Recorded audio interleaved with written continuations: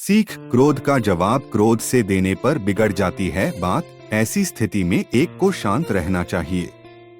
4 वर्ष पहले संत तुकाराम का विरोधी कर रहा था अपमान, लेकिन तुकाराम ने अपने व्यवहार से बदल दिया विरोधी का स्वभाव। जीवन को सुखी बनाए रखने के लिए हमें किन बातों का ध्यान रखना चाहिए, इस संबंध में संत तुकाराम की एक कथा प्रचलित है। इस कथा में बताया गया है कि विरोधियों के साथ हमें कैसा व्यवहार करना चाहिए। प्रचलित लोक कथा के अनुसार संत तुकाराम अपने शिष्यों को रोज उपदेश देते थे। शिष्यों के साथ ही आसपास के गांवों के लोग भी उनके घर प्रवचन सुनने आते थे। आसपास के क्षेत्रों में उनकी प्रसिद्धि काफी बढ़ गई थी। संत तुकाराम का एक पड़ोसी उनसे जलन की भावना रखता था।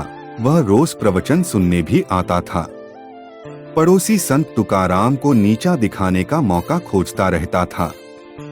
एक दिन संत तुकाराम की भैंस उस पड़ोसी के खेत में चली गई और भैंस की वजह से पड़ोसी की बहुत सारी फसल खराब हो गई। इससे पड़ोसी को बहुत गुस्सा आ गया। वह गुस्से में संत तुकाराम के घर गया और गालियां देने लगे। जब तुकाराम ने गालियों का जवाब नहीं दिया तो उसे और ज्यादा गुस्सा आया।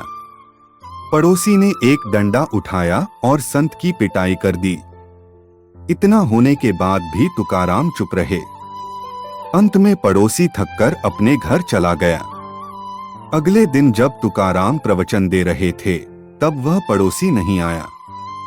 वे तुरंत ही उसके घर गए और भैंस की वजह से हुए नुकसान की माफी मांगने लगे और प्रवचन में आमंत्रित करने लगे।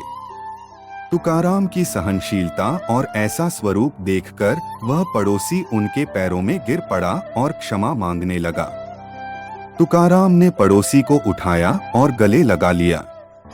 पड़ोसी को समझ आ गया कि संत तुकाराम उनके ज्ञान और व्यवहार की वजह से महान हैं।